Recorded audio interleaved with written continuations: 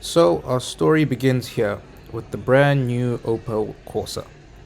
Now, this is the Opel Corsa that we wanted to test drive, and this is the Opel Corsa that we got. But we didn't let that ruin our spirits, so we hopped in and took it for a test drive anyway. There we go, just push down. Okay. That's not the best start. No. We'll just go forward and yeah. Oh, okay. The trick with the gears is just to be soft and then it's easier to get into gear. The harder you push, the harder it gets. Yeah. The first impressions of the little car were good, It's so soft. but we still had a whole test drive to go through. And very smooth.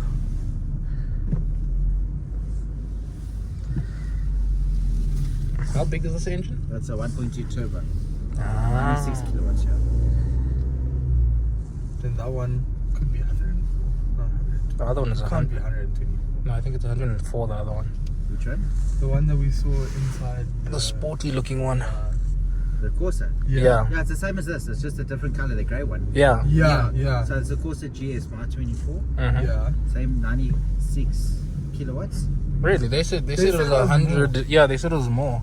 100 and something. Yeah. In this moment, the penny dropped, and Pash and I realized we had fallen victim to salesman trickery. Nah, he was trying to sell us the car, that's why. So he lied to us. We tried to forget about this and just focus on the car that we were driving right now. The gear change is nice.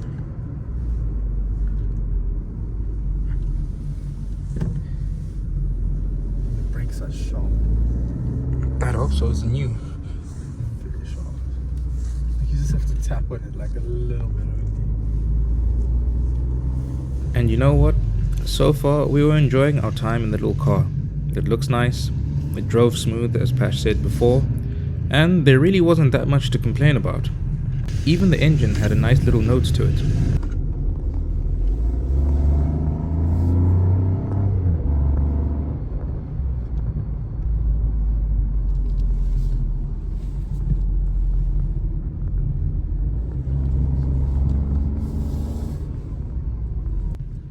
After sitting and enjoying the soft hums of the Opel, the deafening sound of silence eventually got to Pash. Why are we all so quiet? Because we're trying to make sure you don't crash. Don't want to be in the video. And just like that, our time with the little Opel was up, and we returned to the parking lot where we could choose our next car. And this was the car in question, the new 775,000 Rand GWM Tank 300. And we started off our discussion by judging the book by its cover. It looks like a Jeep. It looks like a... Not the Wrangler, the other one. No, the Wrangler. It looks like a Wrangler. No, not the Wrangler. Which other one?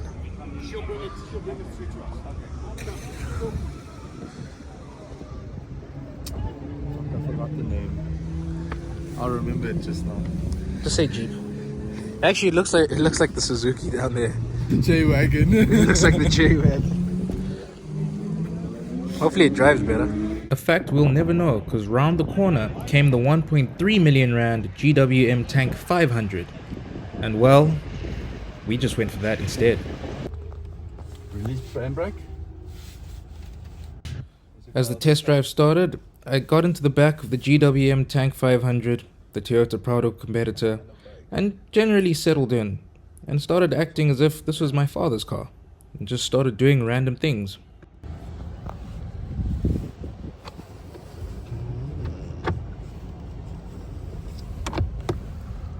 Better find a way near now.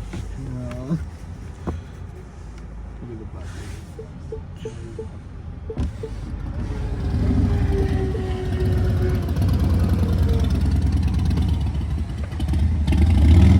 After much faffing around and waiting, we finally had the opportunity to take the tank out. Right, perfect. Where the first impression was unanimous. It's massive. It feels huge. Yeah. Oh, the heads up display is nice. That's nice. Hybrid, 2-liter turbo engine with a hybrid system, 9-speed automatic.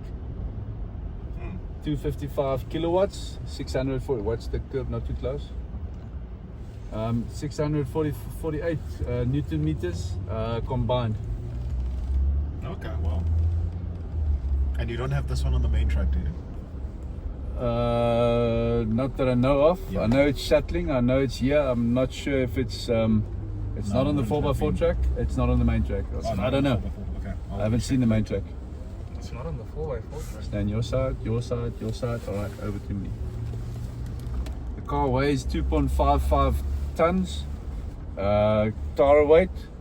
She can load up to 3.2 tons. Right, accelerate. See how that blue is loading now? Engine and regenerative out of the brakes. Right, over to your side. Accelerate again. Over to your side. Not too soon, not too soon. Of course, if you go in here, you're going to get flung there. You always need to see your exit before you enter. You need, what I'm saying is you need to know where your exit is going and which way it's pointing before you can just rush in there. Fast sweep, 90-degree hairpin bend.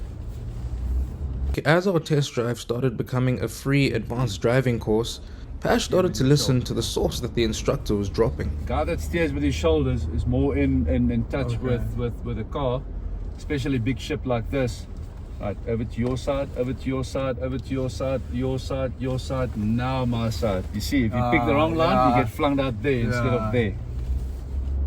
So patient entry. They say it's better to enter slow and faster out than fast and not out at all.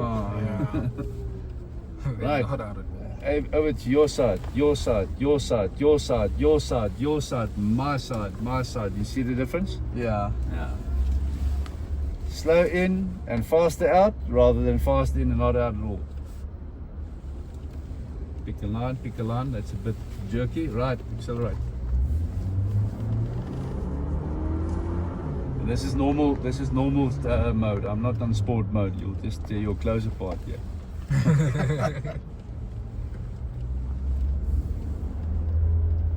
That's the button we hide for everybody. Especially on that Aura. Yo, that quick. thing goes. Is it? I mean, that's just electric. Huh? That thing, palegas. Pash then demonstrated to the instructor just how difficult it is to park a car with surrounding 360-degree cameras. Oh, over the one. Yeah, Yes. me and both. Gives you door space. Be greedy. Alright, turn in. There we go. Line up your B pillars with the B pillar on the other vehicles. A bit more. We then gathered our stuff and decided that we were going to leave this section until the pretty pearlescent paint of this 680,000 Rand car caught our eye, and we decided one more wouldn't hurt. If I was in the market for something like this, I would consider it. With those very bold words now out into the open, I got inside the vehicle, got comfortable, and settled in for this next test drive that we were about to have. Make yourself comfortable. Well, you're a taller guy, you want to get that seat down a tiny bit so that your eyes are more or less level with the, so you see the back of the It is? Don't worry. Have you got your seatbelt on? Yep. Good, otherwise it shuts. And I'm pleased that you put it on anyway. Of course. Safety first. I want to call it that. As standard procedure goes, I forgot this was also not my father's car and then just started playing around in the back seat again.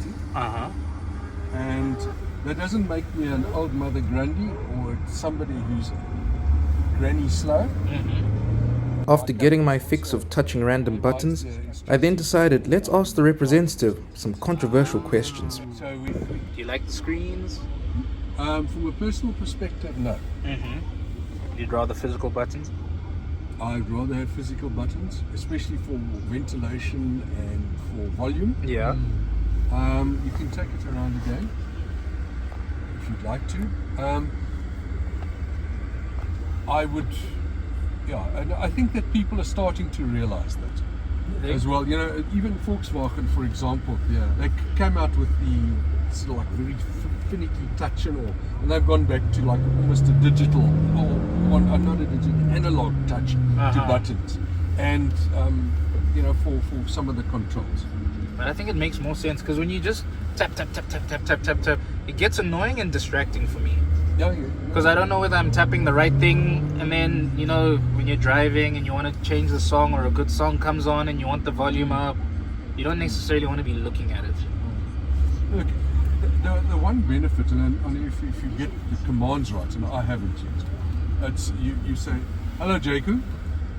As the instructor showed us the tech on the car, I realized Pash is a bit more easily entertained than I first imagined. Turn up the volume. Oh, that is cool. Which was 12.74%, and then now we pay 540 rand. So yeah, an Hello, Jaeco. Someone paying electricity. Please turn on seat ventilation. This ease of entertainment did, however, give the instructor and Pash something to bond over. Wow, there's seat ventilation, No, it's ventilated and heated, so you can Oh feel it. shit, that's insane. No, look, this car, there's nothing that this hasn't got. I'm sort of like, I laugh when I say it, but okay, keep it stuck in, and we can change around. But there's virtually nothing with this car. After experiencing a multitude of SUVs on-road, we decided we want to switch up the gears a little bit and see some SUVs off-road. And what better way to start than with this, the 1 million rand Ford Everest Wildtrak. Now the off-road select. I can select different things, so you got to understand which screen is. The drive in the Everest started off with me in the back, chilling, doing pretty much nothing, and a very unexpected drag race. Oh, probably beaten by a golf cart.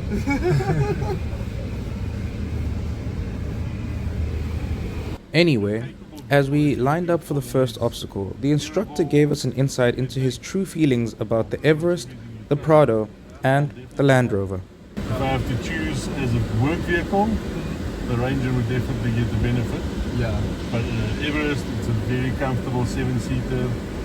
You get to do quite a bit with it in comfort. Yeah. If you understand how the systems work and how to apply them, this vehicle is just as capable as I wouldn't say the Raptor, but as the Ranger. What about compared to like a Land Rover?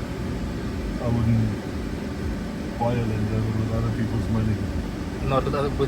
What about with your own money? not even with my own. Wow.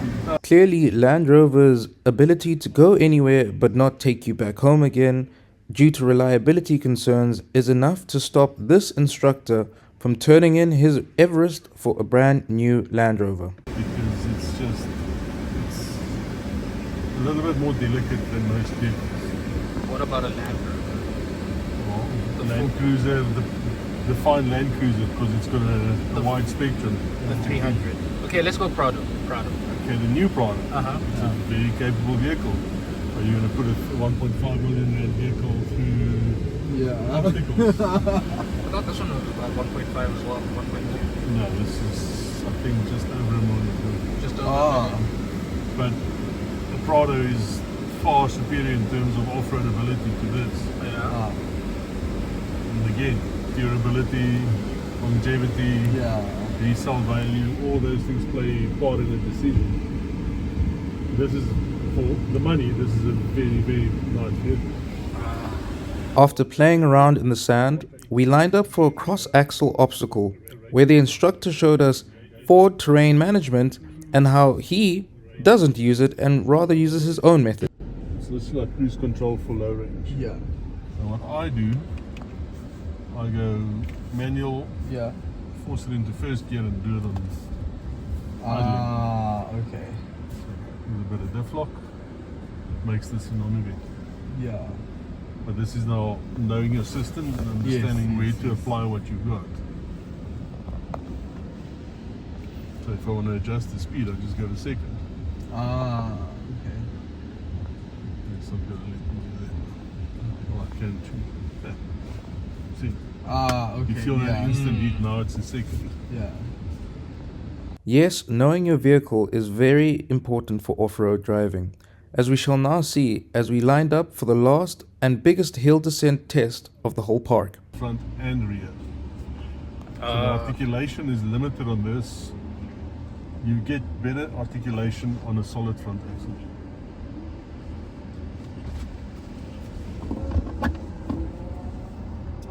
Thank you. Yeah, pleasure, man. So now we're going to do hill descent again. Set it as low as I can. And I'm going to let go and let the system do the work. Keeping in mind that what's the weakest point? It's traction. See, we've had so much sand being spilled on this now that it doesn't matter what I do. Yeah. The sand is what's... Now that doof at the end, right? Because you've driven the car, you don't, you go, okay, it's fine. Yeah. It's just a little. So it's got protection underneath, and you need to know what you actually hit. It's not serious. Yeah, whereas if we were driving, we'd be like, the whole thing's broken. Send it back. If you see the wheel rolling off on a distance, you should get nervous. Right, so here you've got an obstacle where you look to the left here. See the big rut there? Yes. The one on top, one at the bottom left. Now, I'm going to make this as easy as I can. Right through. This is where diff lock adds so much value.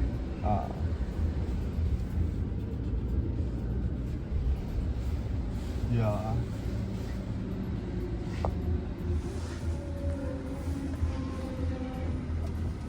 How easy was that? He literally did all the work. I can imagine that it might not look like that difficult of an obstacle. So, how about we show you the obstacle again, this time with an Isuzu D-Max Arctic Trucks Edition. It's the objective. Yeah. But yeah, I suppose the objective here is to not let the vehicle look bad. You want it to perform at its best. So you don't want to put it in.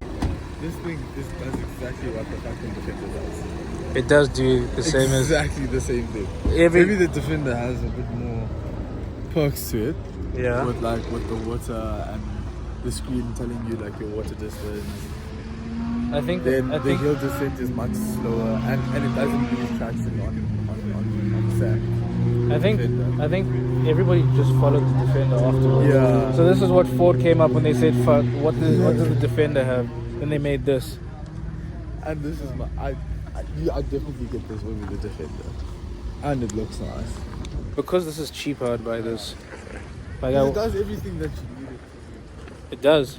It does indeed. For completeness, we decided that we might as well check out the Ford Ranger as well, since we had just been in the Everest. And this Ranger seemed to be a special one because, as our instructor would tell you, There's nothing like a V6 petrol. But before we got to experience any of this V6 petrol, he took us through the systems of the car because they're a bit different to the Everest. And four-wheel drive, change your suspension, change your steering, everything. So then it's like a train on a track. You can go with it. Then you've got slippery when it rains. It again, four-wheel drive, changes your throttle sensitivity, everything is done and set up for that. Now we go off-road. Mud ruts, it will engage permanent four-wheel drive and it will put your diff lock on, and again your throttle sensitivity between mud ruts and sand changes. Then you've got Baja, that is fast off-road driving through the veld. Okay. And then the last one which we will use is rock roll. So in rock roll it will go into low range. And then, after all that, we finally got to hear the Raptor's engine. So if you've been in the sand, live in the sand, then you know it's all about momentum, speed, flotation on top of the sand. Yes. Tire pressures, and that's where petrol gives you more oomph than a diesel.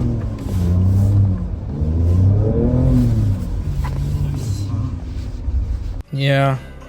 But anyways, thank you for watching. Goodbye.